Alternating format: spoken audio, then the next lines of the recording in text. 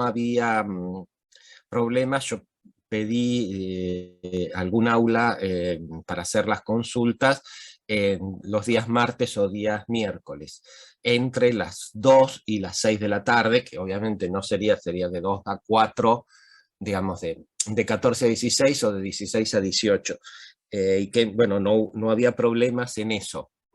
Entonces estábamos charlando si esos horarios eran factibles para los grupos, para hacer las consultas, y también diciendo que quizás ya el lunes de la semana que viene o el jueves de la semana que viene ya podemos quedar en un día. Yo pido pido las aulas, o pido el aula, digo, y hacemos una nómina de los grupos que van a consultar. Estábamos charlando eso, Antonio. Así que bueno, por eso, reitero, pónganse digamos, coordinen con los grupos. También tengan en cuenta esto: estas son actividades que son alternativas y optativas. Es decir, no hay obligación de asistir, por lo tanto, digo, porque puede pasar que haya personas que tengan ganas de asistir, pero que no están residiendo en La Plata.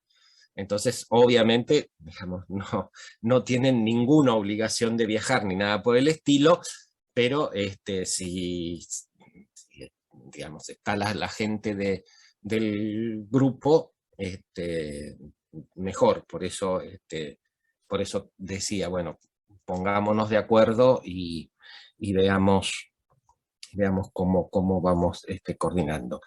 Y esta cuestión que no necesita estar todo el grupo. Si hay 2 o 3 integrantes del grupo que pueden ir y que están interesados en ir, listo, lo hacemos con eso y seguimos adelante. Bien, si esto ha quedado claro, hoy habíamos quedado en que uno de los grupos que tenía que poner el trabajo práctico de la unidad 2, lo iba a hacer. ¿Es así?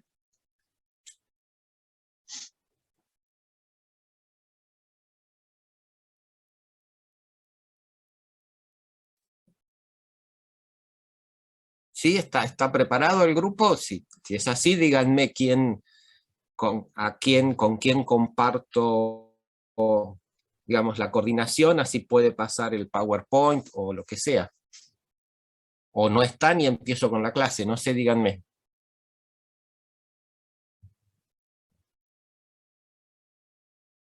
Hola, profe. En el grupo creo que habíamos quedado que arrancamos la otra semana a exponer. Ah, bueno, no, yo porque pensé que un grupo empezaba este jueves. Alguien me había dicho... Yo también pensé lo mismo, pero quedaron así en el grupo porque no sé, no podían o no sé, y bueno, quedamos así.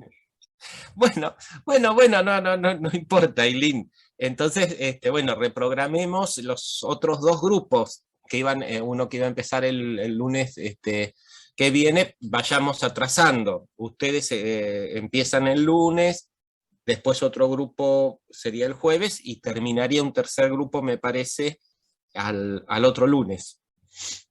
Quedemos así. Si no hay historia. Bien.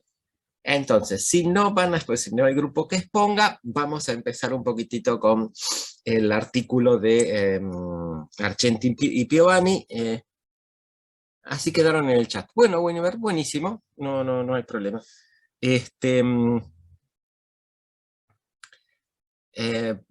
Empecemos, y ya les digo, para el lunes que viene lean el artículo de Howard Becker sobre la cuestión de lo conceptual.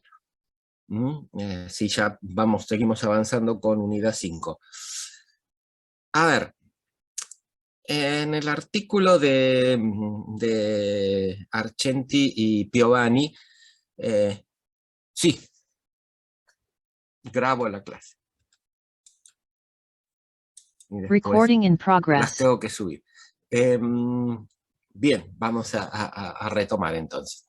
Digo, el artículo de Argenti y Piovani ¿qué es lo que nos propone? Nos propone un recorrido por algunas de las polémicas o de las discusiones en torno a las cuestiones epistemológicas. Y acá reitero, cuando hablamos de epistemología, lo que estamos tratando de hacer es de precisar cuáles son las características de un tipo especial de conocimiento que conocemos como conocimiento científico. La cuestión epistemológica es esta. Si bien, digamos, ellos comienzan haciendo referencia a una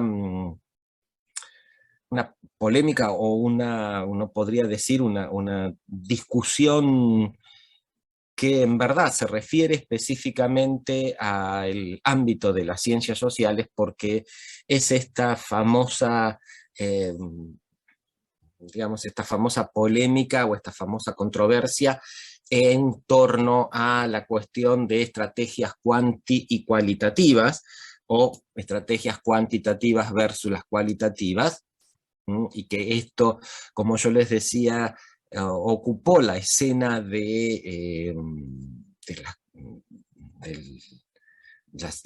escena del ámbito, perdón, de las ciencias sociales en esa década, y después, bueno, ya esa discusión fue diluyéndose. No es que las estrategias cualitativas aparecieron en esa época, sino que venían de antes, tenían su historia, pero por una serie de aspectos o de momentos, se puede decir, habían quedado relegadas dentro de la práctica de las ciencias sociales, o para ser todavía mucho más específico, habían quedado relegadas dentro sobre todo de lo que se conocía como la investigación científica en sociología, o sí, yo diría en sociología. No pasaba lo mismo en la antropología, no pasaba lo mismo obviamente tampoco en la historia, es decir, disciplinas que están, digamos, mucho más orientadas por sus objetos de estudio a estrategias de tipo cualitativa, como, digamos, pueden ser las historias de vida, la observación participante en el caso de la antropología, o directamente la hermenéutica en el caso de la historia en cuanto a la interpretación precisamente de textos o documentos. Esto un poquitito como para decir algunas cosas sobre lo que es esa discusión específica. Pero, digo, también me parece hacer referencia antes a otra cuestión que tiene que ver con lo que, porque, digamos, Argenti y Aznar, Argenti y Piovani van a retomar esta cuestión de la discusión entre lo quanti y lo quali en la otra, digamos, a posteriori. Pero van a empezar, o digamos, van a presentar primero la discusión que hubo, lo que ellos llaman, digamos, dentro de el ámbito, digamos, o el debate, como ellos dicen, el debate intrapositivista. Y acá me parece que resulta válido hacer una referencia a un debate anterior que hubo dentro del campo de la epistemología, que, es decir, se conoce con el debate entre, digamos, los inductivistas y los deductivistas. Una vez más o menos, es decir, que algunos autores, y sobre todo en este sentido mucho más Augusto Comte, pusiera un poquitito las bases para fijar las características de lo que en su momento se consideró digamos, el conocimiento científico, y digo, y esto no solamente Comte, sino Spencer, también otro conjunto de pensadores y de investigadores de la época.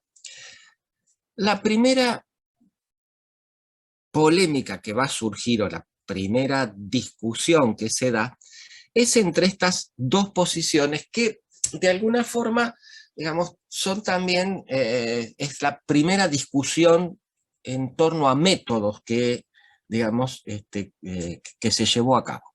¿Mm? Y esto, digamos, ¿por qué? Porque también en esos momentos, como después lo mencionan Argenti y Piovani varias veces, había una visión monotécnica, podríamos decir, en el sentido de que el conocimiento científico tenía que tener un único método. ¿Mm? Y no podía dar la alternativa de tener dos concepciones diferentes o, digamos, complementarias o no. Eso no está. Pero, digamos, la cuestión era que tenía que haber un método. ¿Mm? Entonces, la discusión se plantea entre estas dos corrientes que también son corrientes, digamos, no solo metodológicas, sino que son corrientes de pensamientos o de lógica, digamos, o que se dan dentro del campo de la lógica. ¿Mm? A ver, caractericemos rápido a cada una de ellas. Es decir, ¿qué es lo que propone el deductivismo? ¿Mm? Como su nombre lo indica, que es deducir, es decir, sacar a partir de algo, digamos, de otra cosa. Ellos dicen, bueno, ¿de dónde se parte? Bueno, se parte de una idea general, de una concepción general, ¿no? Que ellos dicen es un axioma. ¿Por qué es un axioma? Porque, como es evidente en sí mismo, no necesita interpretación. ¿Mm? Y por un conjunto de reglas lógicas se va llegando a un nivel, digamos, menor de abstracción, y este nivel menor de abstracción nos o encierra la posibilidad de que lo podamos contrastar empíricamente. ¿Mm? O sea que la deducción va de lo general a lo particular. O si ustedes quieren, de enunciados generales a enunciados particulares. Y la forma clásica en que se presenta este pasaje de lo general a lo particular es lo que se conoce con el nombre de silogismo. Digamos, esta fórmula que se da en tres enunciados y que, qué sé yo, a ver, el ejemplo clásico es todos los seres humanos son mortales, Sócrates era un ser humano, Sócrates se murió. Ahora, no importa, Carolina, que haya entrado. No, en verdad, digamos, Sócrates es un ser humano, Sócrates es mortal. ¿Mm? Fíjense acá la cuestión. ¿De qué se parte? De una afirmación de que hay una relación entre dos fenómenos, dos entidades, etcétera, etcétera. Después, ¿qué se dice? Se dice, bueno, la formulación que dice, todos los A son B. ¿Mm? La segunda, ¿qué es lo que dice? C, Sócrates, es A, es un ser humano. Es lógico entonces que Sócrates que sea también, que sea mortal. Entonces, digo, el pensamiento deductivo en este sentido es un pensamiento con un esquema lógico muy fuerte, muy contundente, y que es difícil de desarmar en varios sentidos. Por lo tanto, digo, bueno, ofrece ese tipo de ventajas y por eso su propuesta se basa en eso. Bueno, ¿cómo conocemos? Conocemos a partir de una deducción, vamos sacando cuestiones, etcétera, etcétera. Ante esto, los inductivistas, ¿qué es lo que proponen? Proponen precisamente el camino contrario. No partimos de lo general, sino que partimos de algunas cuestiones particulares. Es decir, valga la redundancia. ¿Qué es lo que, y acá, digamos, en qué vemos esto? En que, digamos, vamos a tener un conjunto de enunciados particulares, pero de enunciados particulares que surgen a partir de la observación. Entonces, es decir, ¿qué es lo que van a decir los inductivistas? Bueno, nosotros vamos a ir recopilando datos y, obviamente, traduciendo, perdón, vamos a ir recopilando hechos, yo dije actos, tendría que haber dicho datos o hechos, y los vamos a traducir en un enunciado. A ver, también un ejemplo clásico, sé yo, empezamos con el plomo, le aplico calor y se expande. El mercurio le aplico calor y se expande. Entonces el plomo se expande con el calor, el mercurio se expande con el calor, la plata se expande con el calor, el oro se expande con el calor, el bronce se expande con el calor, Es decir, ¿qué voy haciendo? Voy reuniendo una serie de datos, los traduzco en enunciados, ¿y qué es lo que dicen los inductivistas? Cuando tengo un número suficiente, ¿qué es lo que hago? Puedo, a partir de estos enunciados particulares, llegar a un enunciado de tipo general. Por ejemplo, todos los metales se expanden con el calor. Una vez que yo tengo este enunciado de tipo general, ¿qué es lo que puedo hacer? Bueno, lo puedo volver a traer hacia, digamos, lo empírico y me sirve como una cuestión de predicción. Entonces, si lo que estamos haciendo es un tendido de vías férreas, ¿qué es lo que vamos a hacer? Entre un y otro, digamos, riel, vamos a dejar un espacio. ¿Por qué? Porque, digamos, si en los días de calor esos rieles se van a expandir y si los pongo juntitos, se van a ir para arriba y me va a descarrilar el tren. Entonces, los inductivistas dicen, bueno, nosotros, ¿qué es lo que hacemos? Vamos entonces reuniendo estos datos, qué sé yo, llegamos a una ley de tipo general y esto nos sirve después para aplicar a una serie de cuestiones que tienen que ver con, nuevamente, lo material, lo empírico, lo que hacemos cotidianamente. Los inductivistas también dicen, bueno, nosotros tenemos que cumplir 3 condiciones para que se pueda generalizar, o que un conjunto de enunciados particulares puedan llegar a constituir un enunciado de tipo general. ¿Cuáles son estas 3 o estos 3 principios? Primero es que sea un número suficiente de casos. Y bueno, ¿qué es suficiente? Bueno, qué sé yo, a ver, y bueno, más que 2 o más que 3, es decir, un número suficiente, tampoco en eso son muy precisos. La otra es que los casos se hayan llevado adelante en condiciones diferentes, es decir, no en condiciones similares. A ver, ¿qué es lo que quiero decir? Si una vez calenté el plomo en una fuente de calor, digamos, con origen en gas y en un recipiente, qué sé yo, de no sé, vidrio, bueno, en otra no usaré gas, usaré carbón y usaré un recipiente de un metal más resistente, cosa de que no se, digamos, no se expanda y me permita ver qué pasa con el plomo. Bien, entonces, esto es lo que dicen. Segunda condición, tiene que ser precisamente en condiciones diferentes. Y la tercera es que no aparezca ningún caso negativo. Es decir, que, digamos, yo no encuentre que por más que le aplique calor a un metal, ese metal no se expande. Si estas 3 condiciones se cumplen, entonces, ¿qué es lo que podemos hacer? Podemos pasar de un conjunto de enunciados particulares a un enunciado de tipo general. La discusión entonces se da en estos términos. ¿Por qué? Porque, ¿qué es lo que van a decir los inductivistas? ¿Qué es lo que le van a decir los inductivistas a los deductivistas? Le van a decir, miren muchachos, lo de ustedes es muy lindo, lógicamente cierra, tiene una coherencia muy fuerte, etcétera, etcétera, pero en definitiva no me agrega nada al conocimiento. ¿Por qué no me agrega nada al conocimiento? Y porque estoy partiendo de una aseveración de tipo general.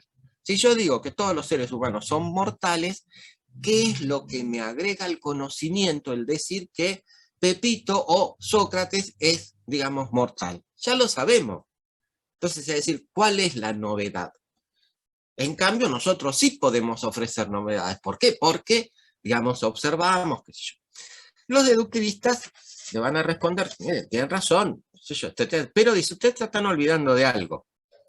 ¿Ah? Y ese algo es que el enunciado de menor nivel de abstracción que nosotros, digamos, al que nosotros arribamos, es un enunciado que se puede contrastar con la realidad.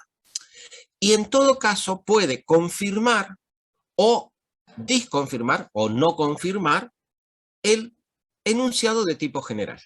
Es decir, hay una regla lógica que dice que la falsación del consecuente falsa el antecedente.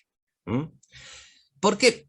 Porque los inductivistas también le dicen, mire, lo de ustedes puede ser, digamos, tremendamente lógico, pero también puede ser algo totalmente, digamos, apartado de la realidad. Qué sé yo, si yo parto de un axioma de que, digamos, todas las vacas vuelan y que, digamos, Jacinta es una vaca, Jacinta vuela. Y yo, la deducción, desde el punto de vista de la lógica del pensamiento, la hice correctamente. Pero, digamos, extraigo una conclusión que no tiene nada que ver. Por eso que los deductivistas dicen, bueno, pero nosotros sí lo que podemos hacer es contrastar esto con la realidad. Bueno, sí, dicen, pero, digamos, si contrastan, ¿qué es lo que obtienen? Una cuestión negativa. Tampoco, digamos, es para decir tanto. En cambio, los inductivistas dicen, nosotros sí podemos avanzar en el conocimiento científico porque, bueno, presentamos estas cosas. Ahora, los deductivistas le dicen, no, a ver, sí, muchachos, ustedes muy lindo, agregan, qué sé yo, dice, pero reveamos algunas cuestiones. ¿Por qué? Dice, porque ustedes, dice, lo que están diciendo es que parten de una observación y que esa observación es neutral. Es decir, que no hay nada que empañe o que enturbie esta mirada que es solamente racional. Y que, por lo tanto, digamos, no tiene ningún tipo de presupuesto ni nada por el estilo. ¿Ah? Pero, obviamente, lo que le van a preguntar los deductivistas es decir, bueno, en ese caso, ¿ustedes observan todo lo que pasa? Y los inductivistas dicen, no. Ah, claro, no. Y bueno, entonces, ¿qué observan? No, nosotros observamos aquellos aspectos que resultan centrales. Ah, divino, ¿y quién te dijo que son centrales esos y no otros? Es decir, lo primero que le van a decir los deductivistas, ¿por qué? Porque el inductivismo insiste en esto.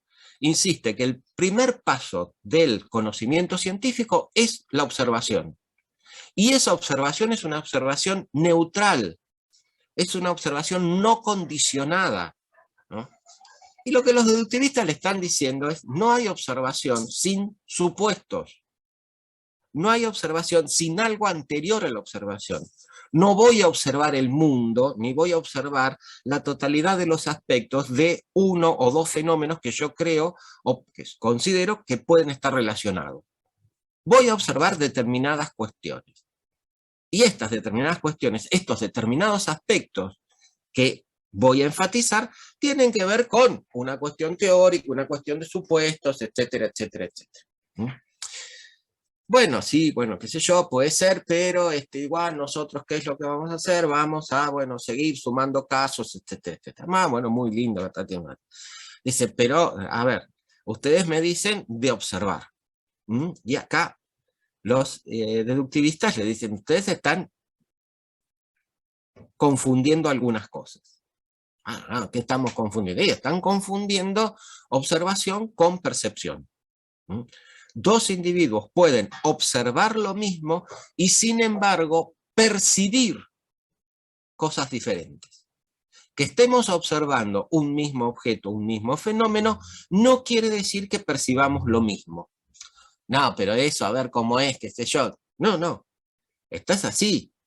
Es decir, a ver, a mí me tocó cuando era mucho más joven estar en una investigación que se hizo en un instituto de epidemiología en cuanto a lo que eran las lecturas de placas de pulmones por médicos radiólogos. Es decir, ahí uno no podía llegar a decir que había una cuestión de preparación diferente ni nada por el estilo. ¿Qué, ¿Cuál fue una de las cosas que encontramos en esa investigación? Que había un 30% de diagnósticos diferentes. Es decir, médicos especializados mirando una misma radiografía diferían por lo menos en un 30% en los diagnósticos. Entonces, digamos, pueden también, hay multiplicidad de ejemplos de esto, de que, digamos, lo que estamos viendo, lo que estamos observando, no quiere decir que lo percibamos de la misma manera.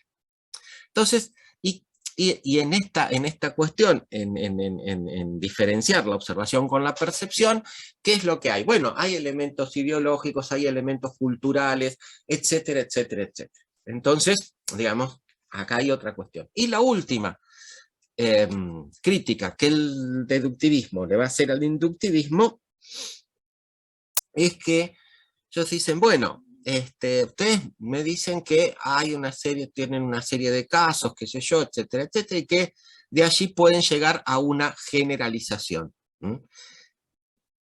Lo que dicen los deductivistas es, no hay ningún principio lógico que a mí me diga que porque encontré 1.000.000 de casos, el próximo caso va a ser igual a ese.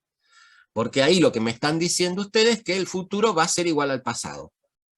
Y no hay ningún principio lógico que me diga esto, ¿no? Lo que yo puedo en todo caso hablar es de una probabilidad de que esto pase. Los inductivistas dicen, bueno, me parece bárbaro, qué sé yo, bueno, nosotros entonces, en vez de decir que el sol va a salir mañana, vamos a decir que el sol probablemente salga mañana. A ese último. Sí, Antonio. A ver, la crítica, o una de las críticas de fondo es esta, que los deductivistas le dicen, no hay principio lógico que avale que, por más que yo tenga un conjunto de casos a mi favor y de datos, digamos, en donde pruebe determinada relación, esta se me dé en el siguiente. No hay principio lógico, es decir, el principio lógico siempre te lleva a la cuestión de la incertidumbre o de la probabilidad. Sí, puede ser. Entonces, es decir, por lo tanto, este enunciado que se formulaba en forma general y en forma de asertivo, es decir, de una afirmación contundente, de decir, bueno, todos los metales se expanden con el calor, ¿no? Dice, bueno, en los deductivistas habría que reformularlo un poquitito, habría que, digamos, hacerle unos retoquecitos, porque, ya les digo, no es así, esto es una probabilidad. Bueno, perfecto, dicen los inductivistas, bueno, entonces nosotros vamos a decir que, digamos, es probable que el sol salga mañana.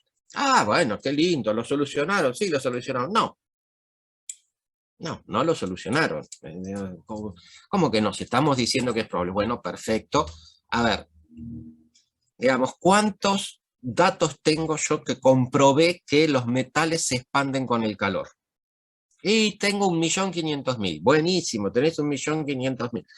¿Cuántos metales más pueden llegar a, digamos, estar expuestos al calor de aquí en más? Y qué sé yo, un montón. Bueno, ¿qué es un montón? Infinitos. Bueno, bárbaro, infinito. Si divido cualquier número por infinito, ¿cuál es el resultado? Te los digo, 0. ¿Qué probabilidad hay que el próximo metal se expanda con el calor? 0. Por lo tanto, fíjense que acá la cuestión va en el campo de la lógica. Es lo que les están planteando los deductivistas. En el campo de la lógica no hay principio que me asegure eso. No lo puedo llegar a decir, ¿no? Esto es muy claro en este sentido. Bueno, está bien, pero en el campo de lo empírico nosotros podemos decirlo así, sí, pero en el campo de la lógica no, ¿no? Por lo tanto, ahí hay una especie de límite en esto. No obstante, digamos, los inductivistas siguieron con su forma y por eso que recuerden ustedes que Marradi dice, bueno, ¿cuál fue la primera, digamos, el primer enfoque de la ciencia? Bueno, fue el método experimental. Que el método experimental, ¿qué es lo que hago? Bueno, pongo en un laboratorio dos elementos, señalo un nexo de relación y de causa y efecto entre ellos, entre dos aspectos de estos elementos, ¿y qué es lo que hago? Pruebo. ¿Se da? Sí, se da de nuevo, sí, en otro laboratorio con otras condiciones, sí, patatín, patatán. Bueno, llego a la cuestión de, entonces, formular un enunciado de tipo general. Bien, esta es, digamos, el primer acercamiento a un positivismo y la primera, digamos, cuestión desde la concepción de método del conocimiento científico. ¿Qué es lo que quiero decir? Es la cuestión de una base o un principio inductivo, la cuestión de la observación como, digamos, primer paso, ahí con alguna concesión en cuanto, bueno, no es tan neutral como parece, pero bueno, observamos, qué sé yo, y la otra cuestión de esta perspectiva es que, digamos, se pueden establecer leyes universales. Recuerden ustedes que cuando mencionamos o hicimos una pasada muy rápida por el pensamiento de Comte, ¿con qué nos encontramos? Con que Comte decía que la sociología era una ciencia y que por lo tanto para ser una ciencia, ¿a dónde tenía que llegar? Tenía que llegar a la formulación de leyes generales e invariantes. Quiere decir de leyes universales, que no importa en qué lugar del mundo nosotros vamos a estar, esa ley se va a cumplir.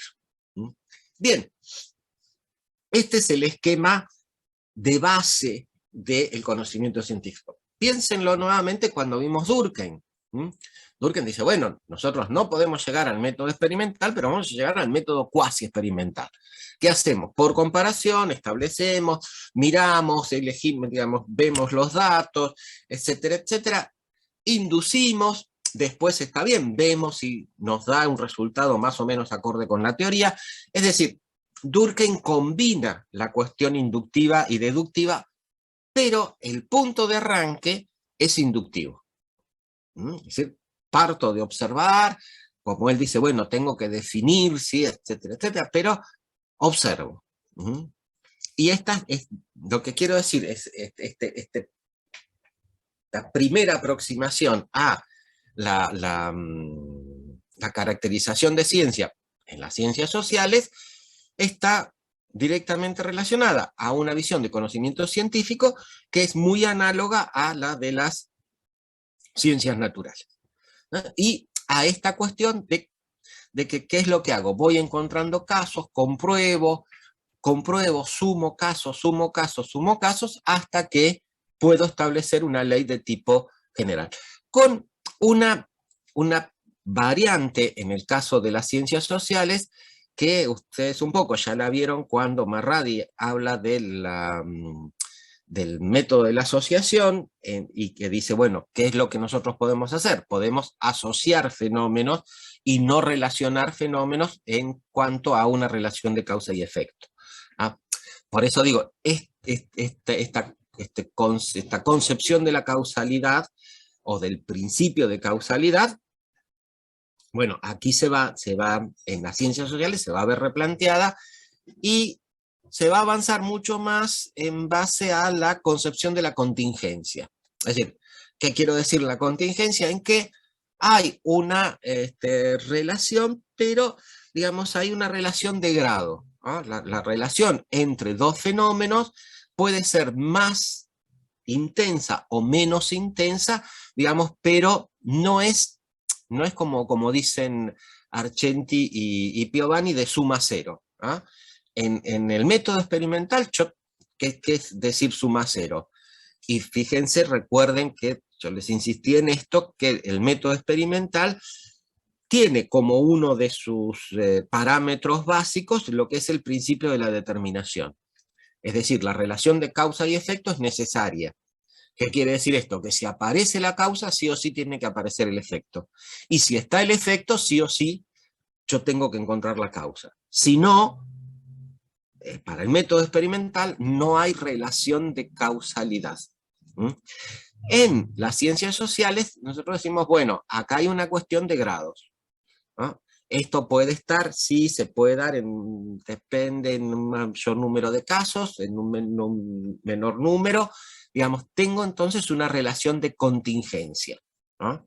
En cuestiones que puedo ir, qué sé yo, diciendo, bueno, a ver, la población rural es menos afecta a los eh, a la introducción de cambios en sus estilos de vida, ¿no?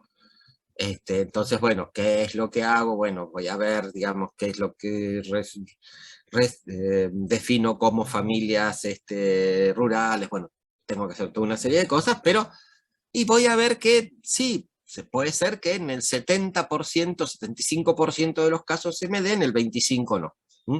Por lo tanto, ahí tengo esta cuestión de contingencia. Es decir, se me da en un número importante, o como a veces decimos, significativo de casos. Entonces puedo decir que hay una relación entre vida rural y mantenimiento de pautas o conservadurismo, como ustedes quieren llamar. Bien. Ahora, la cuestión es que este debate entre el inductivismo y el deductivismo, digamos, no se terminó en el siglo XIX, sino que de alguna forma siguió, ¿no? Y por eso digo, en el siglo XX tenemos una continuidad de esto, en que en la posición o en la cuestión de del posicionamiento y de la crítica al inductivismo que va a formular un señor que creo que ustedes ya por ahí lo escucharon nombrar, que es Karl Popper. El texto de Popper, Conjetura y Confirmaciones, creo que se llama, en verdad aparece, me parece, a finales de la década del 40, pero se traduce al inglés en la década del 50, del 50 y pico, una cosa así, y ahí es donde se difunde.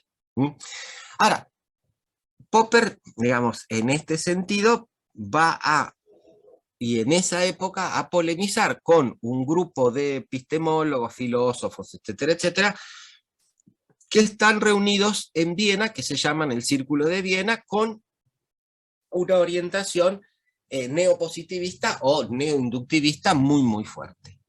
Y Popper, ¿qué es lo que va a retomar? Va a retomar la crítica al inductivismo, ¿no? Y él va a decir, bueno, sí, muchachos, todo muy lindo, qué sé yo, pero nuevamente, el punto de partida del conocimiento no es la observación. Y la otra cuestión que él va a plantear, va a decir, bueno, a ver, el inductivismo no pudo encontrar una salida a esta crítica de que la sumatoria de casos no es suficiente base como para establecer un enunciado de tipo general. Pero dice, lo que tenemos que recordar es que dentro de la lógica hay otro principio, que es el principio del modus tollens. ¿No? Si quieres se lo escribo, parece que es... ¿dónde lo...? No, espera un poquitito que... Acá. Tollens. No, perdón, modus tollens. Algo por el estilo. ¿a qué hace referencia este principio? Este principio dice que, si bien un número indeterminado de casos negativos no me da la suficiente base como para establecer un enunciado de tipo general, un caso negativo sí me da la base suficiente para establecer un enunciado general, digamos, en este caso, que niegue lo anterior. Yo puedo decir, bueno, el que me aparezca 1.000.000 de cisnes blancos, ¿ah?, no me da suficiente base desde el punto de vista lógico para decir todos los cisnes son blancos. Ahora, la aparición de un cisne negro sí es suficiente base ¿para qué? Para decir que no todos los cisnes son blancos. ¿Me supe explicar en esta cuestión? Por eso que, digamos, lo que Popper va a decir, bueno, este principio entonces, gracias Soriano y Santina, este principio de la contrastación, acá hay que reformularlo, ¿ah? Y él, digamos, lo va a reformular en cuanto a qué, en cuanto a que él va a decir, bueno, acá hay que pasar a otro principio. ¿Y cuál es ese principio? El de la falsación. Es decir, ¿por qué? Porque, a ver, a Popper lo que le interesa es diferenciar entre lo que es el conocimiento científico y lo que él dice es el conocimiento pseudocientífico. Es decir, a Popper lo que le preocupa es que hay ciertas concepciones o ciertas teorías dentro, sobre todo, de lo que pueden ser las ciencias sociales, y él, digamos, principalmente toma como críticas o enfoca sus críticas a las teorías de Freud y de Adler, porque dicen, bueno, estas teorías tienen una explicación para todo, y pase lo que pase, ellos, digamos, tienen, supuestamente lo pueden explicar.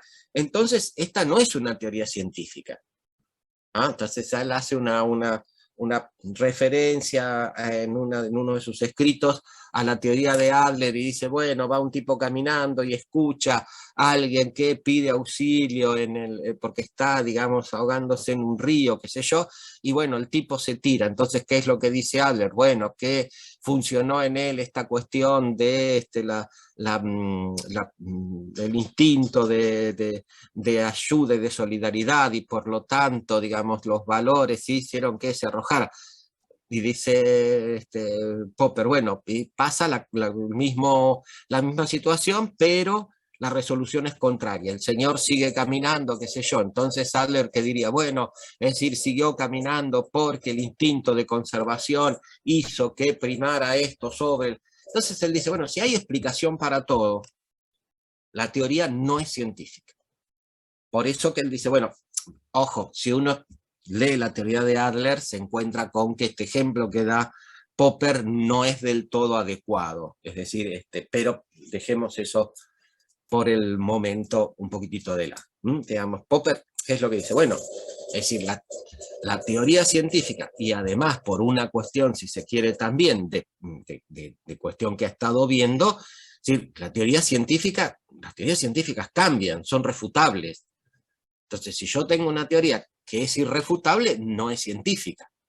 Entonces él dice, bueno, acá algo pasa. Entonces, es decir, por eso a él le interesa esta cuestión de qué teorías son científicas. Sobre todo en la lógica de la investigación científica los pone tremendamente bien. Entonces, hacia ahí, hacia donde va él con es decir, con sus preocupaciones.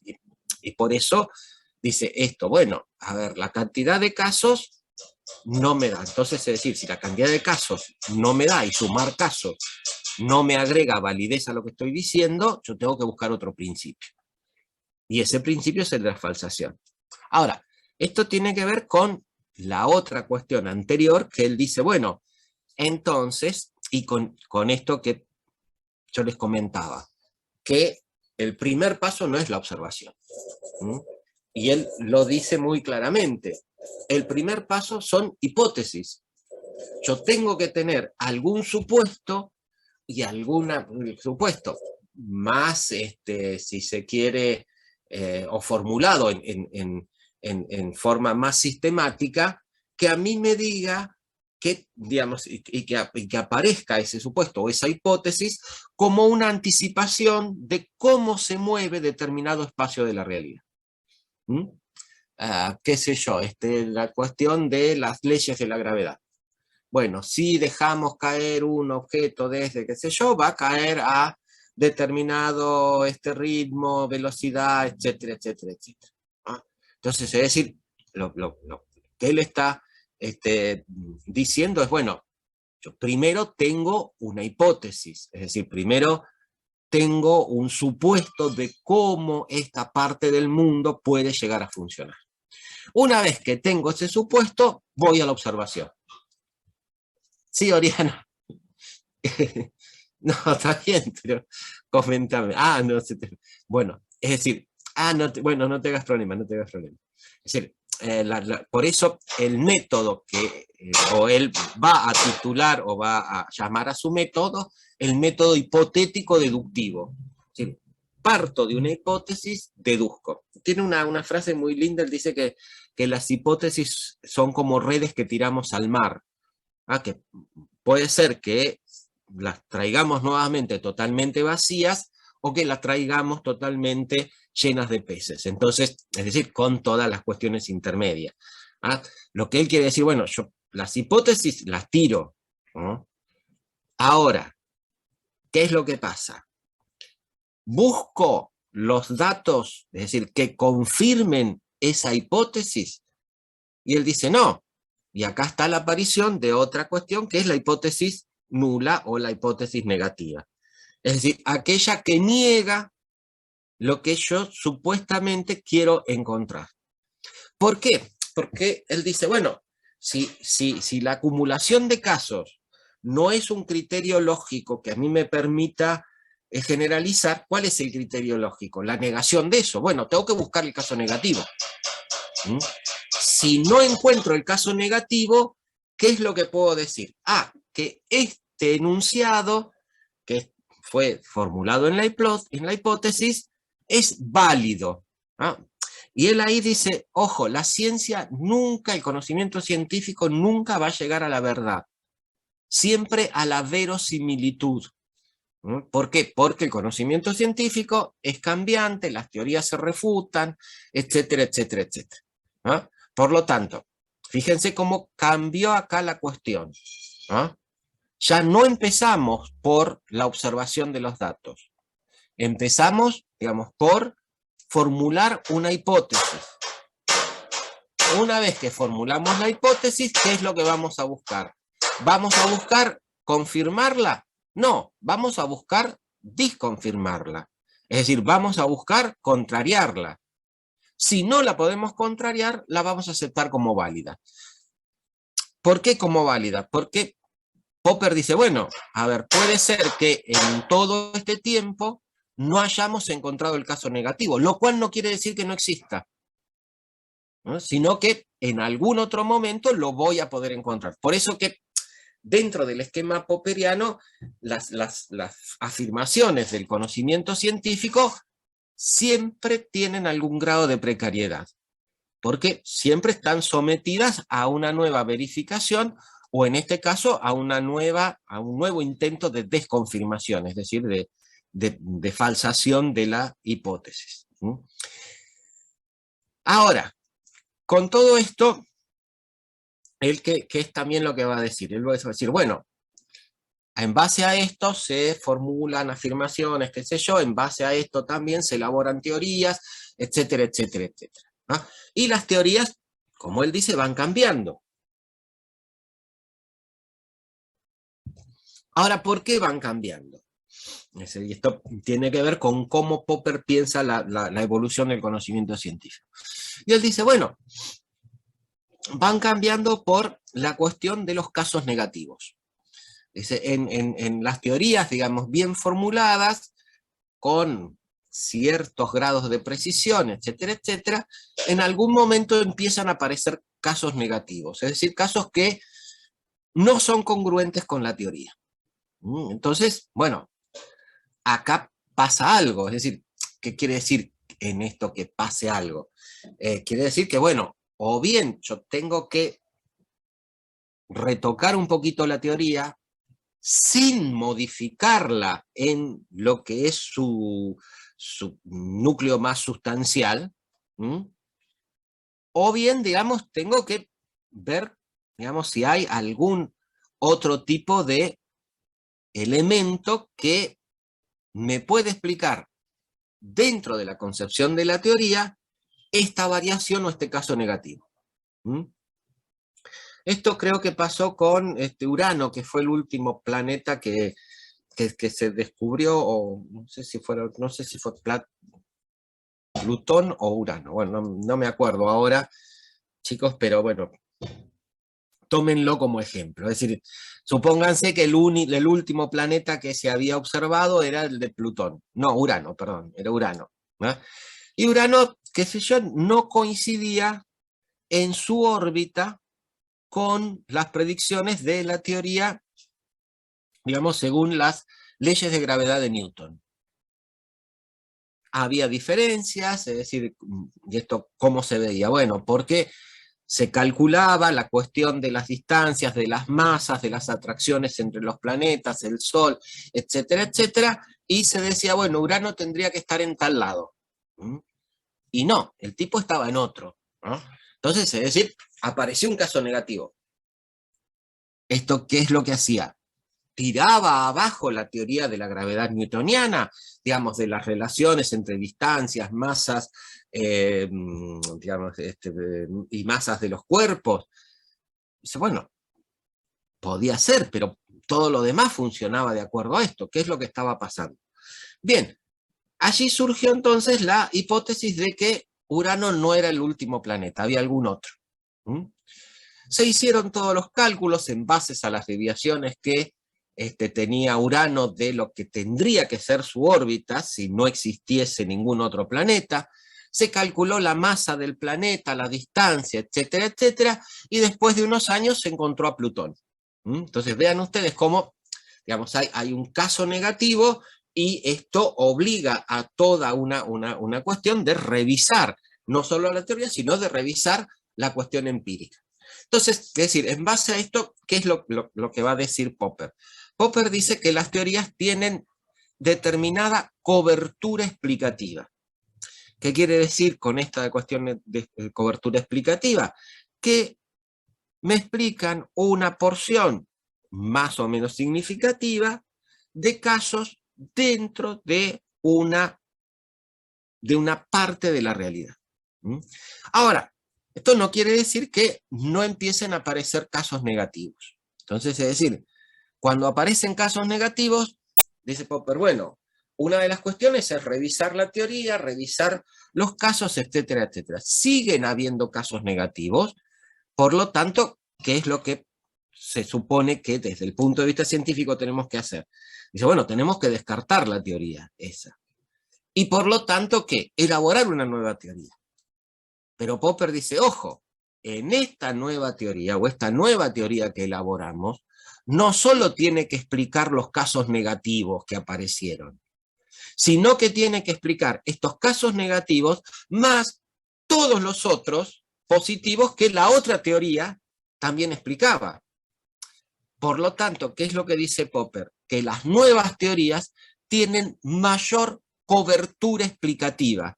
Es decir, me pueden explicar más casos que las anteriores. Por eso se da esta cuestión del avance del conocimiento científico, y este avance del conocimiento científico tiene que ver, según Popper, con lo que se llama la historia interna de las ciencias.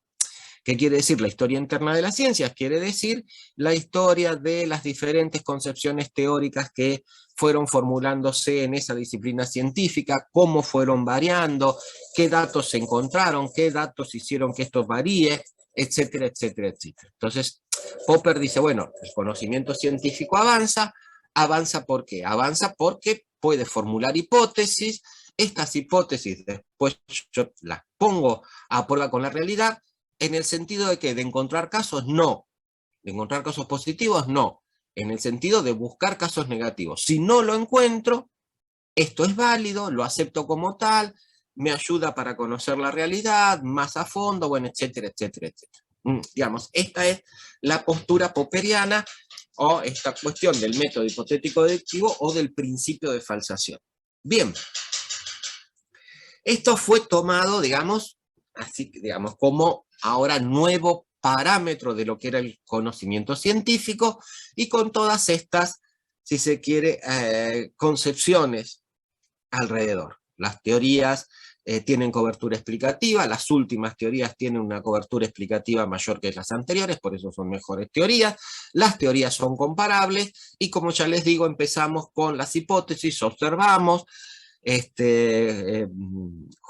no es que juntamos datos, no, sino que no encontramos el dato que disconfirme, seguimos aceptando esto y tenemos un conocimiento que es válido y no verdadero. Bien, todo este andamiaje empieza a ser puesto en duda por otro señor, también en el siglo pasado, que se llamó Thomas Kuhn, que del cual por ahí ustedes también ya escucharon hablar. Thomas Kuhn es un epistemólogo, derivó epistemólogo, él viene de las ciencias físicas, y su texto, digamos, que arma nuevamente el despelote, aparece en la década del 60, no sé si 1962 o 1963, y se llama La estructura de las revoluciones científicas. Y es su tesis de PhD, de Philosophical Doctoral, que en esos momentos era el grado máximo de posgraduación al que uno podía aspirar. Para llegar a eso, ¿qué es lo que hace Thomas Kuhn? Revisa toda la historia del conocimiento científico, o mejor dicho, de cómo los científicos hicieron ciencia, o si ustedes quieren, de cómo se llevó a cabo el conocimiento científico en el área de la física.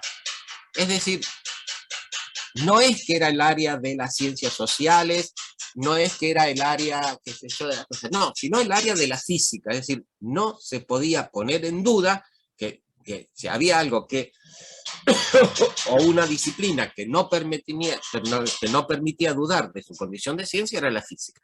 Bien. Kuhn, entonces, va a hacer una mirada sobre cómo los físicos hacían ciencia.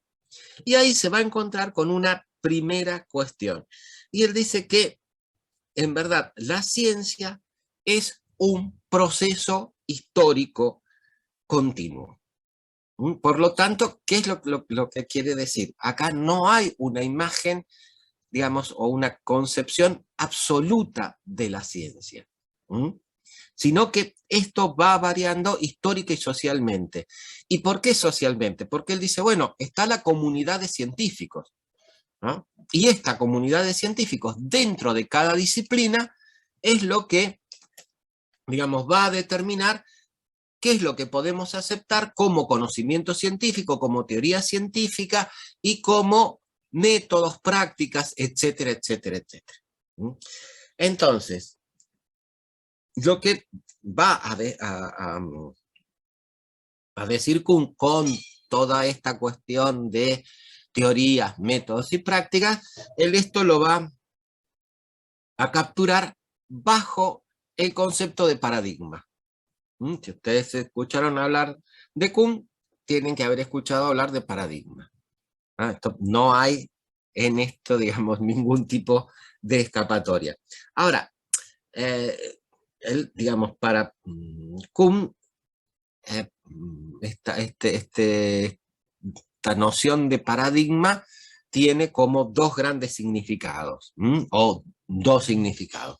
Uno es que un paradigma es, digamos, un conjunto de generalizaciones, simbólica, modelos, heurísticos, valores comunes y soluciones ejemplares compartidas por una comunidad científica en un momento dado. Sí, fíjense lo que él dice, no es solamente una cuestión teórica ni nada por el estilo, es también una cuestión metodológica. Y no es solamente una cuestión teórica, sino que él agrega que en este paradigma de tipo general también está una visión del mundo. Recuerden ustedes que Marx definía la ideología como una visión del mundo. Entonces, lo que está diciendo Kuhn en este sentido es que dentro del paradigma también los científicos comparten esta visión universal, y en esta visión universal comparten también aquello que, según ellos, existe o no existe.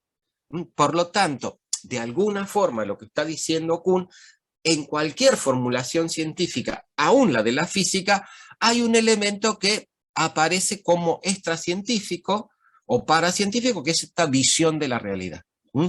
La segunda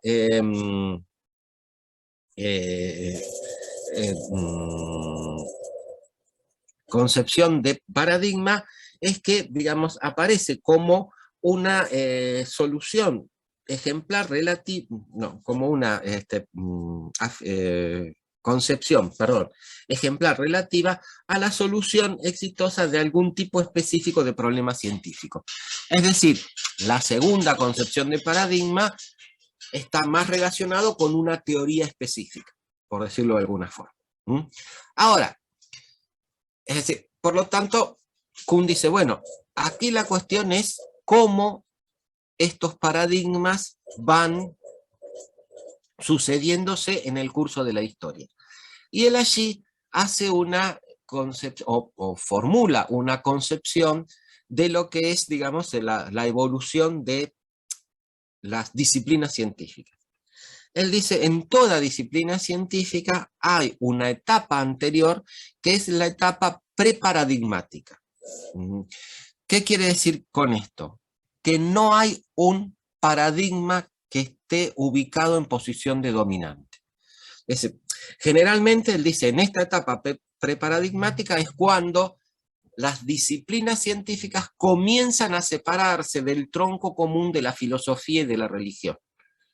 Es decir, empiezan a definir un campo de conocimiento específico y las reglas por las cuales ese conocimiento va a avanzar, etcétera, etcétera. Esta es la etapa preparadigmática. Y insisto un poquitito en esto porque me parece que en el artículo hay una que yo, digamos, creo que es un error que aparece por apresuramiento, porque en un momento los autores dicen que se vuelve a una etapa preparadigmática. No. Digamos, en la evolución del conocimiento científico en cada una de las disciplinas, una vez que se abandonó la etapa preparadigmática, no se vuelve a esa etapa. Es decir, ¿por qué? Porque esa etapa significa la separación, y esto está muy claro en la estructura de las revoluciones científicas, que es el texto de Kuhn, digamos, a una separación de ese tipo de conocimientos del tronco común, ya les digo, de la filosofía y de la religión. Bien, en esta etapa paradigmática, cuando se supera o cuando se sale de ella, se sale ¿por qué? Porque hay un paradigma que es el paradigma dominante. Digamos, este conjunto de concepciones, de teorías, de métodos, de técnicas, etcétera, etcétera, que no solo va a dirigir la investigación científica de ahí en más, sino que va a exigir, va también a dirigir, perdón, lo que son las instancias de formación de los nuevos científicos, ¿no? Por eso que él dice, bueno, este periodo en el cual hay un paradigma que se ubica en posición dominante es lo que Kuhn va a llamar los periodos de ciencia normal. Esto, entonces la comunidad va trabajando allí, qué sé yo. Y él dice, bueno, ahora estos paradigmas en algún momento también entran a tambalear. Y él dice, en este sentido se va a apartar un poco de Popper, porque no solo porque él va a usar otro término, que no es el de casos negativos, sino el de anomalías, pero él va a decir, ojo, las anomalías están por ahí desde el principio en que una teoría, digamos, o que un paradigma se formuló y empezó a ser aceptado. Lo que pasa es que no tenían tanto peso, el conocimiento podía seguir avanzando, no, estas anomalías no resultaban tan significativas. Bueno, pero en algún momento pasa esto. Entonces dice, acá es un momento en el cual, digamos, hay un despelote dentro de este campo científico. ¿Por qué? Porque el paradigma se viene abajo, ¿no? Entonces, digamos, ¿qué es lo que pasa? Bueno, que va a haber una etapa en la cual van a surgir diferentes paradigmas que van a intentar reemplazar a este que está en decadencia. ¿Ah? Es lo que dice, esta etapa es una etapa de revolución científica. Es decir, los tipos no se ponen de acuerdo, hay diferentes concepciones, etcétera, etcétera. ¿Ah? Pero vuelvo a decir, es una etapa en donde hay varios paradigmas, no hay una cuestión preparadigmática, ¿no? Sino que hay varios paradigmas en punto. ¿Qué es lo que pasa? Uno de estos, por una serie de circunstancias en las cuales va a tener que ver con, digamos, su confirmación o la cuestión de contrastaciones empíricas, qué sé yo, va a ir colocándose en posición dominante y por lo tanto va a dar origen a un nuevo periodo de ciencia normal. Por eso que Kuhn va a llamar a su libro, digamos, la estructura de las revoluciones científicas. ¿Por qué? Porque él va a decir que el conocimiento avanza a partir precisamente de estos procesos de replanteo, de revoluciones, etcétera, etcétera, etcétera.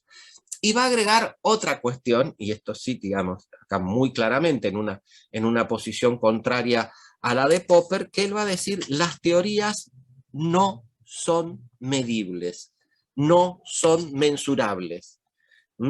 Lo que surge de las revoluciones científicas no es una teoría que englobe a la otra ni nada por el estilo. No, eso es una teoría totalmente distinta. Y él toma el ejemplo de la teoría de Newton en comparación con la teoría de Einstein. Es decir, de la teoría de Einstein, que es posterior a la de Newton. Dice, el universo, el mundo que me plantea Einstein no tiene nada que ver con el que me plantea Newton. Por lo tanto, dice, es otro paradigma, es otro mundo, es otra mirada de la realidad, y por lo tanto, por eso que las teorías no son conmensurables. Yo no puedo decir cuál es la que abarca una mayor cobertura explicativa. Me lo explica de otra manera, pero no puedo decir que esta es mejor. Bueno, esta suplantó a la otra, esto es lo único que puedo llegar a decir. Por lo tanto, digo, fíjense que en Kuhn aparecen una serie de cuestiones y aparecen algo que fíjense que también ustedes lo vieron que decía Bourdieu. ¿Ah? Aparece esta comunidad de científicos, por eso él dice que el conocimiento científico es un producto histórico, es un producto histórico y social. ¿Por qué? Porque los paradigmas científicos van a ser, los dominantes, van a ser aquellos que los científicos de una determinada profesión o de un determinado ámbito de saber consideran que son los que pueden estar en esa posición, a los que se les puede adjudicar estas características de conocimiento científico, etcétera, etcétera, etcétera. Por lo tanto, por eso dice acá, la ciencia es un producto histórico-social, precisamente por estas cuestiones. Y la otra cuestión que va a continuar, y en esto sí hay una reafirmación de lo que decía Popper, Kuhn va a decir, bueno, va a seguir usando el término de validez en el conocimiento, y va a decir, bueno, en verdad, la ciencia nunca buscó la verdad. De última, la verdad es más un criterio de tipo teológico que de tipo científico. Lo que buscó el conocimiento científico y lo que sigue buscando el conocimiento científico es una explicación de cómo funciona determinada parte del mundo del universo. Por lo tanto, acá no hay, digamos, yo no puedo usar el término de verdad, sino que vuelvo a usar esta cuestión de que este es un conocimiento válido. ¿Válido para qué? Para intervenir, para actuar en este universo, en esta parte del universo, etcétera, etcétera, etcétera. La otra cuestión, entonces, es decir, que va también a retomar Kuhn, y acá sí, en discusión muy fuerte con Popper, es en esta cuestión de que Popper decía, bueno, si yo quiero ver cuál es el desarrollo de la ciencia, con la historia interna de las ciencias, es decir, que, yo ya se los dije, qué descubrimientos hubo, qué teorías nuevas hubo, qué nuevos teóricos, quiénes reformularon. Esto es historia interna de la ciencia. Dice, Popper dice, bueno, si yo quiero ver cómo avanzó una disciplina científica, me basta con esta historia interna de la ciencia. Kuhn le va a decir, no, no, ni en pedo, no, así no es. Dice, ¿por qué? Bueno, porque vos tenés que tomar en cuenta tanto la historia interna como la historia externa de la ciencia. ¿Cuál es la historia externa de las ciencias? Bueno, las condiciones sociales, políticas, económicas, etcétera, etcétera, que hacen posible que se lleve adelante la investigación científica. Y es más, dice Kuhn, es la que a veces nos fija cuáles son los problemas a investigar o cuáles son los problemas a indagar. Entonces, es decir, lo que está diciendo Kuhn muy rápidamente es, no, si yo no tengo en cuenta la historia externa de las ciencias, no puedo hacer historia de la ciencia. ¿Ah? Chicas, chicos, fíjense lo que nos pasó con la cuestión del COVID. ¿Mm? Las ciencias médicas o biológicas, bueno, avanzaron y avanzaron bastante. ¿A partir de qué? A partir de un hecho que les aparece por fuera de su campo científico, que es una, digamos, una pandemia. Entonces, digo, es un poco lo que está diciendo Kuhn. Y la otra cuestión que está diciendo Kuhn también es, bueno, esto tiene que ver con qué recursos cuentan los científicos. Y ahí digo, bueno, y esto, si nosotros lo vemos, digamos, por países, vamos a ver que hay una mayor proporción de inscripción de patentes, esto quiere decir de productos que surgen a partir de los inventos y la investigación científica, en los países más desarrollados, que son los que más recursos en relación a su Producto Interno Bruto destinan al conocimiento científico. Por lo tanto, digo, en este sentido, Kuhn está marcando algo que es a tener en cuenta, en el sentido de que, ojo, acá si no tenemos en cuenta cuáles son los recursos, quiénes apoyan, qué sé yo, no podemos hablar de un conocimiento científico o de una evolución del conocimiento científico. Es decir, esto pasa a ser un aspecto significativo dentro de esto. Bien, esta es la posición kuhniana con la cuestión de los paradigmas, del cambio de paradigmas, de la suplanta. Hay una cuestión última que me olvidaba, que él dice, bueno, en las ciencias sociales, él dice, bueno, yo puedo hablar de una disciplina científica cuando tengo periodos de ciencias normales y por lo tanto tengo un paradigma dominante. Y esto dice, no pasa en las ciencias sociales. En las ciencias sociales, ¿qué es lo que yo tengo? Discusión de paradigmas. Entonces tengo varios paradigmas dando vuelta para precisamente la explicación o el intento de explicar determinados fenómenos.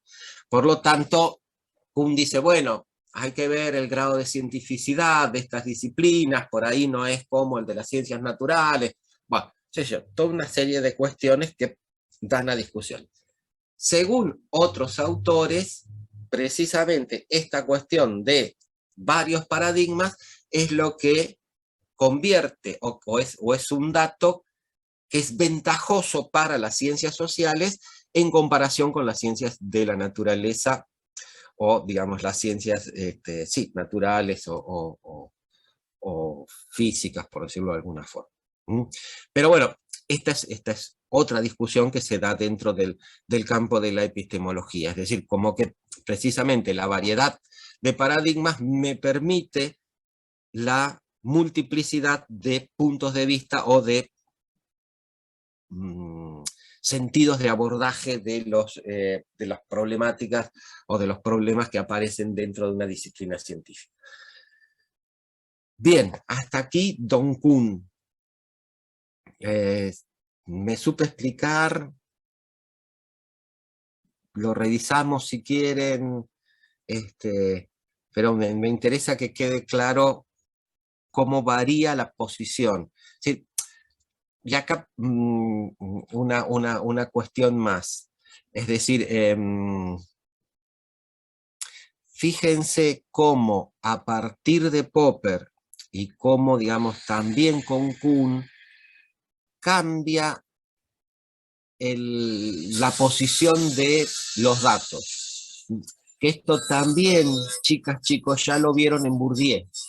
¿Ah? Es decir, ¿qué es lo que quiero decir? Según la concepción original o primigenia del inductivismo, los datos aparecen al principio. Digamos, son los datos los que van a generar la teoría. En Popper, en Kuhn y en Imre Lakatos, que es el otro epistemólogo del siglo pasado, que vamos a ver muy por arriba, la cuestión es distinta. Los datos recién aparecen en el momento de la confirmación o disconfirmación o no confirmación de las hipótesis. Este es el cambio, digamos, más relevante que hay en estas dos concepciones. Pero así como les digo, este es el cambio más relevante, también les digo, ninguna de estas posiciones abandona la cuestión de que la confirmación de un enunciado que queremos llamar científico tiene que darse en los datos. Es decir, cambia el lugar de lo empírico dentro del proceso de indagación científica. Lo que no cambia es la referencia a lo empírico. Si queremos hablar de ciencia, sí o sí tenemos que hacer referencia a lo factual, a los datos y a la serie de datos. Y esto ya les digo en cualquiera de las concepciones del conocimiento científico. Bien, reitero, hasta aquí Kuhn. ¿Me supe explicar? ¿Quieren que volvamos hacia atrás? Pasamos a... Bárbaro, gracias Oriana. Pasamos a Lakatos. Bárbaro, gracias. Buenísimo. Bueno, entonces pasemos a Imre Lakatos. Imre Lakatos fue un epistemólogo húngaro, lo que él de alguna forma intenta, gracias Lauri, es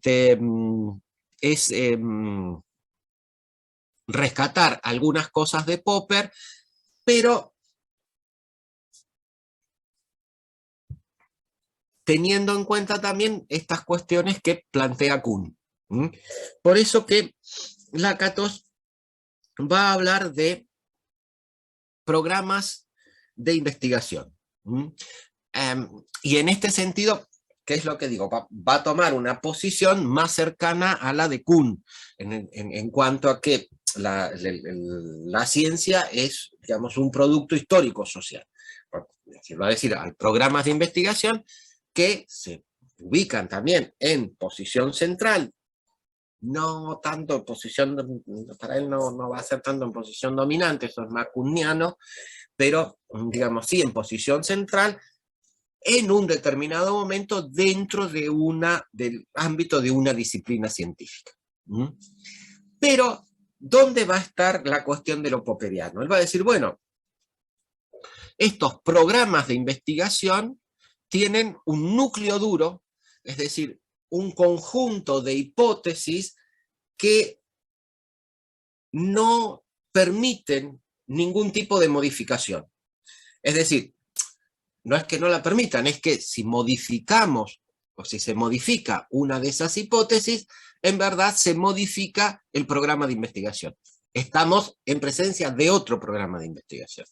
Entonces, Lakatos dice, bueno, hay este núcleo, esta cuestión, digamos, acá compacta, que está compuesto no por una gran cantidad de hipótesis o de aproximaciones teóricas, digamos, por un conjunto relativamente, digamos, escaso de esto, pero digamos que es esta cuestión dura que no permite, digamos, modificaciones.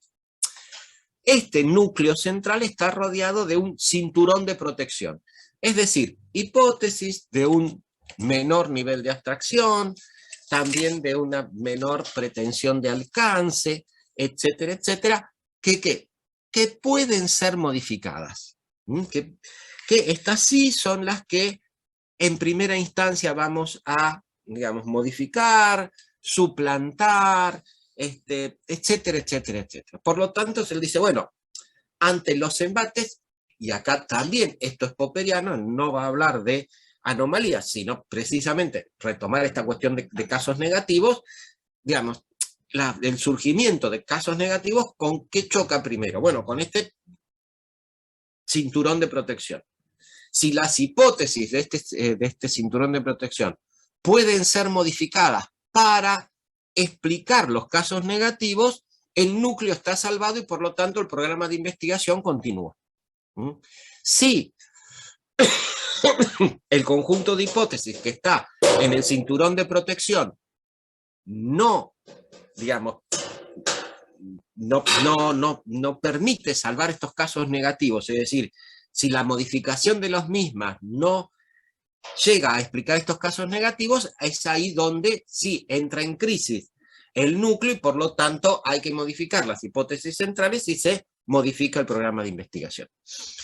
Y también Lakatos es, digamos, popperiano en el sentido de pensar que, o de postular, que si hay que si nosotros queremos ver cuál es la evolución del conocimiento científico, nos basta con la historia interna de las ciencias. Él dice, bueno, esto que dice Kuhn de la historia no es tanto, al final las comunidades científicas en verdad son las que deciden los problemas, etcétera, etcétera, etcétera.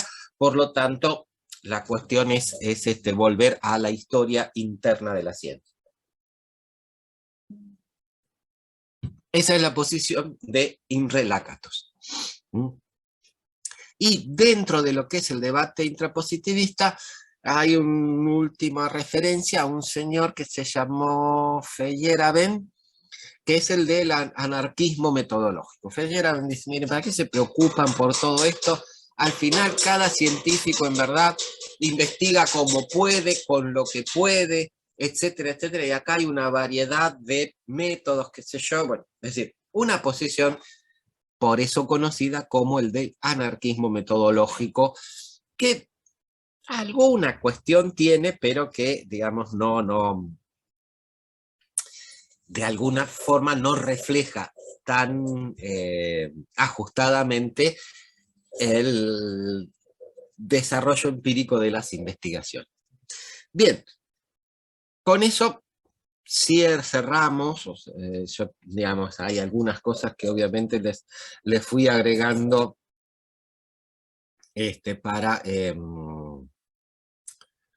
digamos, para que ustedes pudieran hacer una mejor lectura de esto, pero digamos, con esto un poquito cerramos lo que vendría a ser la discusión o la polémica o los conflictos intrapositivistas, es decir, la discusión que también, digamos, replantearía esta cuestión del intrapositivismo, porque en verdad, a partir de Popper, yo no sé si podemos seguir hablando de un positivismo tal como lo plantea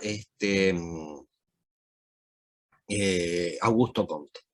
Pero bueno, no nos pongamos a discutir por denominaciones, sino decir, bueno, es decir, ¿qué es lo que nos está diciendo? Bueno, hay toda una, digamos, todas estas estrategias de alguna, perdón, todas estos posicionamientos teóricos en torno a la cuestión epistemológica están asociados en su forma de llevarse a cabo a estrategias de tipo cuantitativas.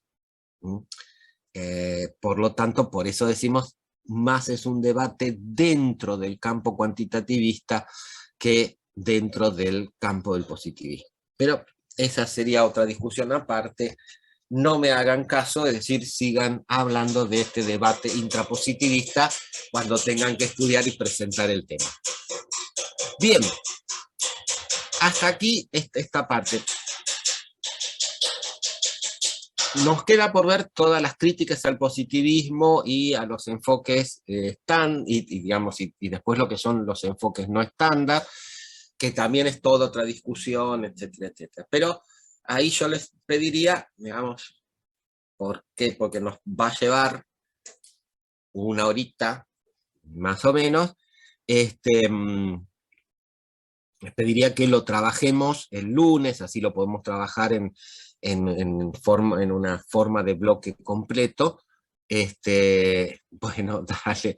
Y usar este tiempo que nos queda, digamos, para que ustedes me vayan diciendo si por grupo fueron eligiendo algún tema de investigación. Vuelvo a decir, tema de investigación, no problema. ¿Estuvieron trabajando en eso? Primero, ¿conformaron los grupos definitivos? Digo, los grupos con los cuales, o el equipo con el cual ustedes van a hacer el trabajo final, sí, bien, bárbaro. Bien. Está bien, Facundo, también. Gracias, Oriana. Listo. Bien. Bien, entonces, los grupos más o menos los tenemos. Dentro de esos grupos, ¿pensaron temas de investigación? Y reitero, temas, no problemas.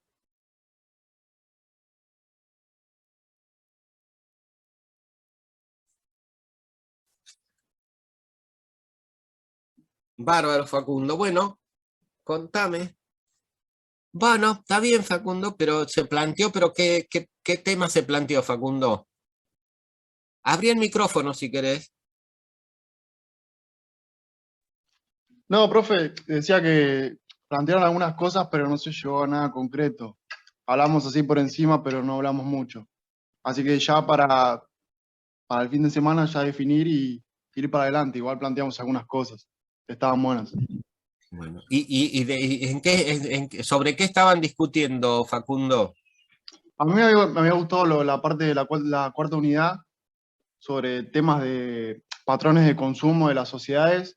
Ajá. Y un compañero también había planteado el tema de las noticias falsas, no sé, habían planteado algo así. Las fake news. Claro, con el tema, que es un tema nuevo en realidad. Sí, Lo que yo sí. quiero estudiar es un tema más, yo supongo que está muy investigado, lo de los patrones sociales y esas cosas. Está, pero no viene mal. Bueno, sí, Karina, pero espera un poquitito que termino de charlar con Facundo. Este, mm, Digo, no, no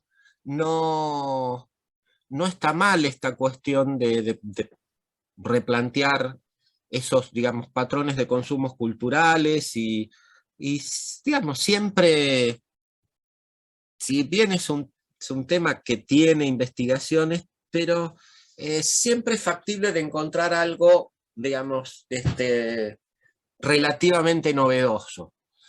Por lo tanto, digo, ahí no habría problema, Facundo, en que elijan cualquiera de los dos.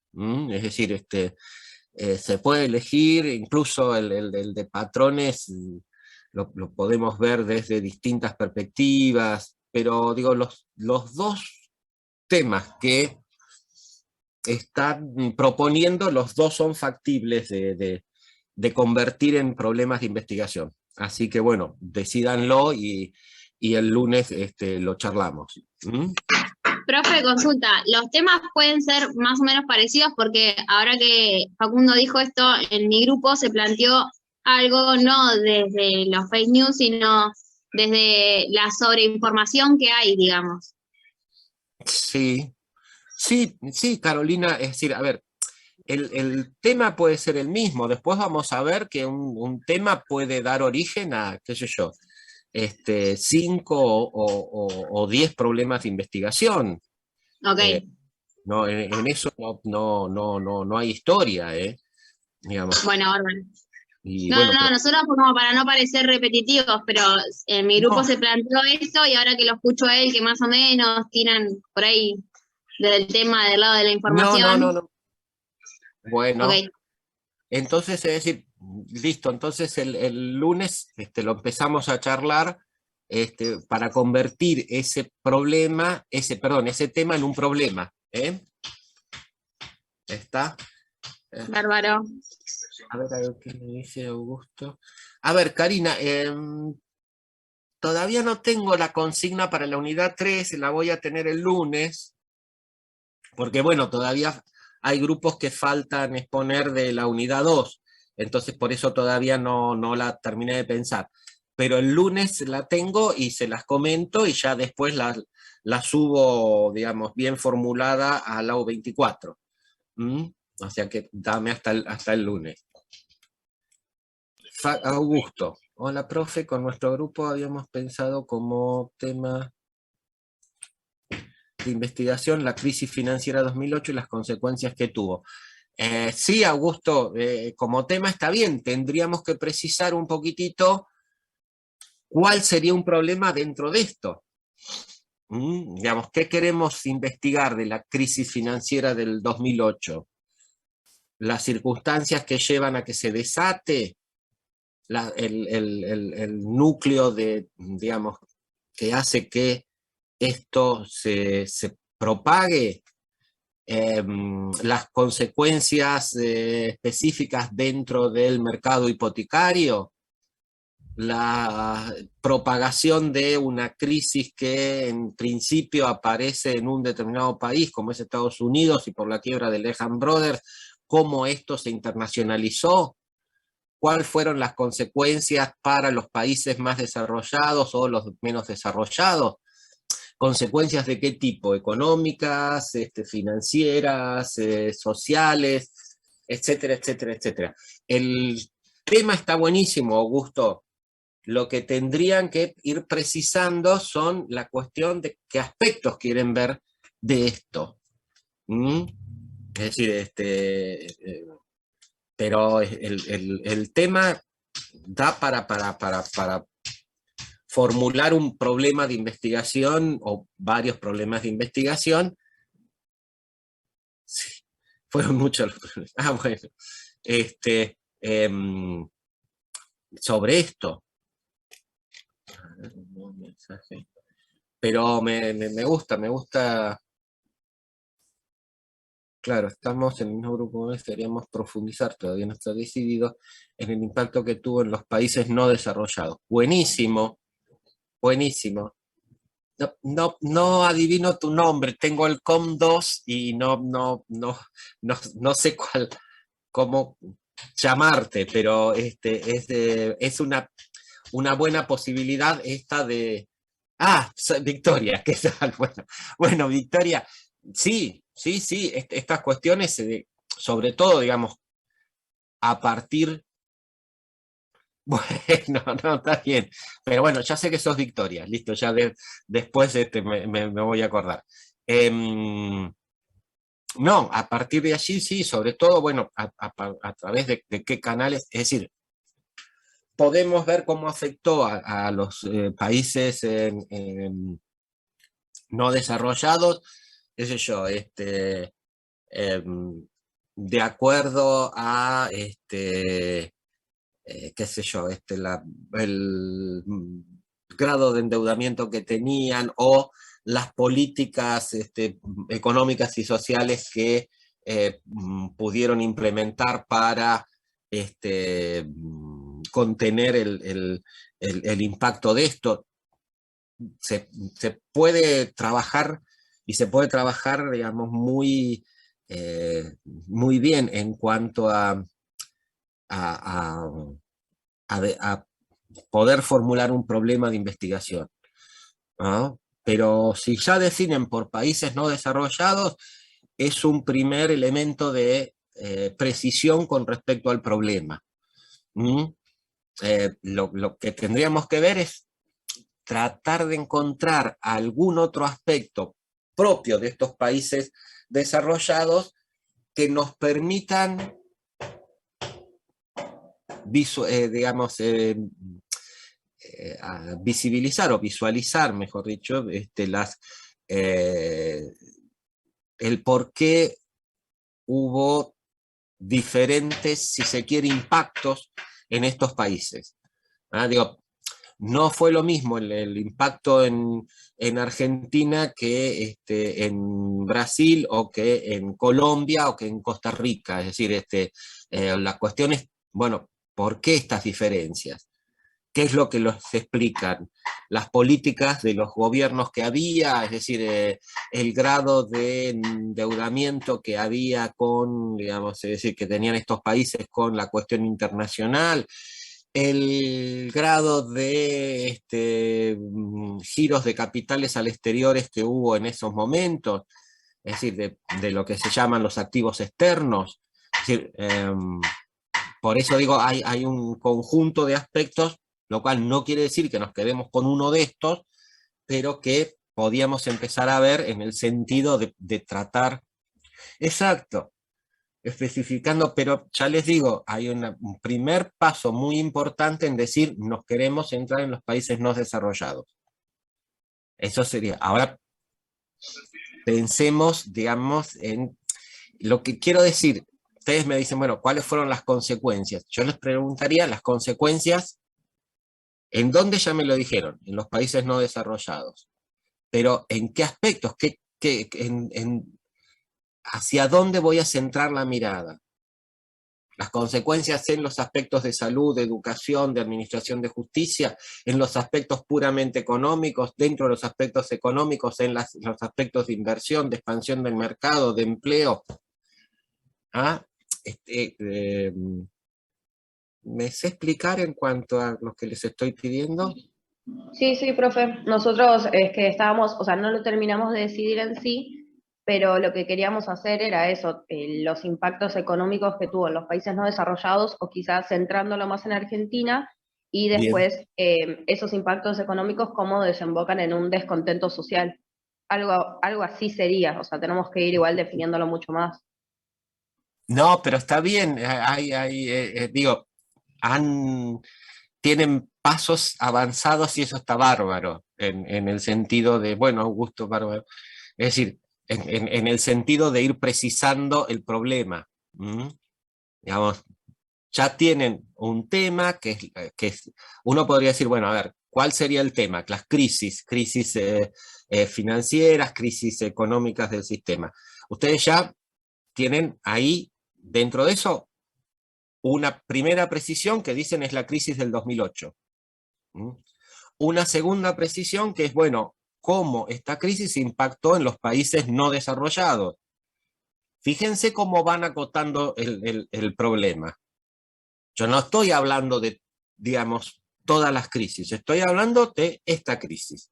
Lo que vamos a estudiar es esta crisis. Primera cuestión. Podríamos decir la del 2001, antes, qué sé yo, el efecto tequila, hubo varias en la década del 90. Pero ustedes precisan esta, 2008. En todo el mundo no, me están diciendo. Países no desarrollados. Segunda precisión. Fíjense cómo el ir recortando me va dejando por fuera toda otra serie de cuestiones. Y esto es fundamental para definir el problema. Entonces, repiénsenlo, repiensen en esto que ustedes me decían. Bueno, ¿nos vamos a centrar en Argentina? Buenísimo. Buenísimo. ¿No? Centrémonos en Argentina. Me parece totalmente válido, con lo cual todavía recorto más. Ahora, después veamos entonces en qué aspectos vamos a ver esta manifestación de la crisis del 2008 en Argentina. Pero es un muy buen inicio para definir un problema. Así que bueno, sigamos por esa línea. Profe, le hago otra consulta, porque ahora que plantearon esto, para no repetir, yo se lo voy a plantear a mi grupo igual, pero para no repetir así temas, voy a plantear dar el golpe de Estado y cómo afectó a la Argentina en esa época y cómo afecta ahora, ¿puede ser? Sí, es decir... Por ejemplo, no sé, ahora en cuanto a las medidas que se tomaron en esa época, en cuanto a cómo están las organizaciones sociales, tipo Abuelas de Plaza de Mayo y todas esas cosas, y cómo afectan ahora. El tema de, no sé, que leí el otro día en las noticias de la gente que por ahí se quiere hacer un ADN para ver si es hijo o nieto de desaparecidos, y si no nacieron o no están en determinadas fechas, no se los toman. ¿Pueden ser desde ese punto de vista? También puede ser, Carolina, es decir, tendríamos que charlarlo un poquitito más para ver precisamente hacia dónde quieren apuntar. Por lo que vos me estás diciendo, ahí hay una cuestión de problemas de identidad, es decir, todo esto que tiene que ver con la búsqueda de hijos y ahora, digamos, más centrado en la búsqueda de nietos. Claro. Digamos, y bueno, y cuáles son, podemos ver cuáles son sí, digamos, cuáles son los mecanismos, cuáles son las condiciones, cuáles son las posibilidades, digamos, para las personas que lo quieren hacer. Por esto que vos decís, bueno, hay restricciones, no hay restricciones. La otra cuestión, si esto de alguna forma está reglamentado por una legislación, por prácticas de los organismos que están en esto, se puede hacer se puede formular un problema allí. Habría que ver, digamos, cómo lo vamos precisando, Carolina, pero es factible armar un problema. Ojo, de lo otro que me habían planteado también, digo, decídanlo, pero de ahí se puede armar. Ahora, fíjate cómo lo tenemos que Se trabó, presentar. Podemos ver también cómo se presenta esto en los medios de comunicación masiva, qué pasa ante la aparición de un nuevo nieto, qué lugar se le da dentro del espacio de estos medios. Hay muchas aristas allí para ver, ¿no? Digamos, ¿qué pasa con los organismos, es decir, con abuelas? Se puede hacer una cuestión, digamos, esto que te estoy diciendo, Carolina, es tratar de manifestarte que se pueden formular diferentes problemas con respecto a esto que me estás planteando. Bueno, profe, gracias. Igual lo voy a hablar con mis compañeras, se los voy a plantear para ver si podemos evitar por ahí repetir un tema, y ya que se puede dar así un hecho económico o un hecho histórico, como quieren dar los chicos, capaz que si les gusta, podemos plantearlo, y la clase que viene le podemos consultar. Bueno, a ver, yo lo que les pediría, y esto, digamos, para todos los grupos, es que en la semana que viene, lunes y jueves, ya terminemos de presentar los temas y veamos si podemos formular los problemas. Por lo tanto, digo, los grupos que todavía no tienen pensado nada, comiencen a pensarlo, y el lunes lo charlamos, y a ver si entre lunes y jueves, o entre toda la semana, yo puedo abrir, digamos, un espacio en donde, digamos, ustedes propongan, vayan proponiendo los temas, y yo los pueda ir leyendo en el AU24, pero digo, pensemos que ya la semana que viene vamos a estar en la primera semana de junio. Entonces, empecemos a darle tiempo a esto, porque si no, no vamos a llegar.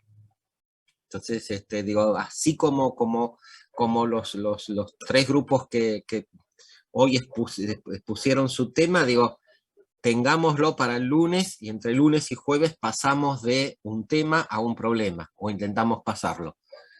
Fiorella, sí, ¿qué querías decirme? Profe, te quería mencionar que con nuestro grupo también habíamos charlado y estábamos entre dos temas. Uno era la educación y cómo nos afectó la pandemia, Bien. y otro era acerca de la tasa de delitos respecto al grado de asistencia social del Estado. Ah, está interesante. Los dos están interesantes, Lorena. No, perdón. Sí. Fiorella. Y los dos, digo, sí, habría que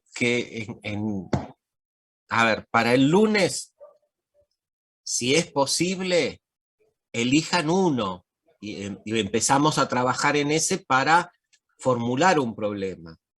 Digamos, sobre la cuestión de educación, podemos, en pandemia se hicieron investigaciones, pero, digamos, no, ni por broma está el tema agotado. Hay muchas posibilidades de plantear problemas de investigación allí, Fiorella. Claro. Y con respecto a la cuestión de relación entre Los delitos y la asistencia social. y asistencia social, también es un tema, digamos, se ha trabajado, pero falta trabajarlo mucho, sobre todo también ahí lo que tendríamos, bueno, lo que ustedes también, si se deciden por eso, lo que tendríamos que precisar es la cuestión de cómo acotamos esta cuestión amplia de delitos. Es decir, a ver, lo que quiero decir es, ¿qué tipo de delito estamos pensando como más asociado a la cuestión de carencia o de retiro del Estado de una asistencia social? ¿Mm? Es decir, pues, a ver, yo digo, ¿qué vamos a medir? ¿La tasa de femicidios tiene que ver?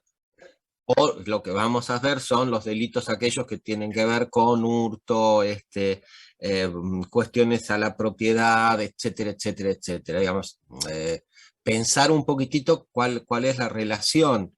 Digo, si el Estado se retira y por lo tanto no tengo para comer, bueno, una opción es el delinquir, pero dentro de esa opción amplia de delitos, ¿cuáles son aquellos que están más relacionados con la obtención de recursos rápidos para la cuestión de la subsistencia?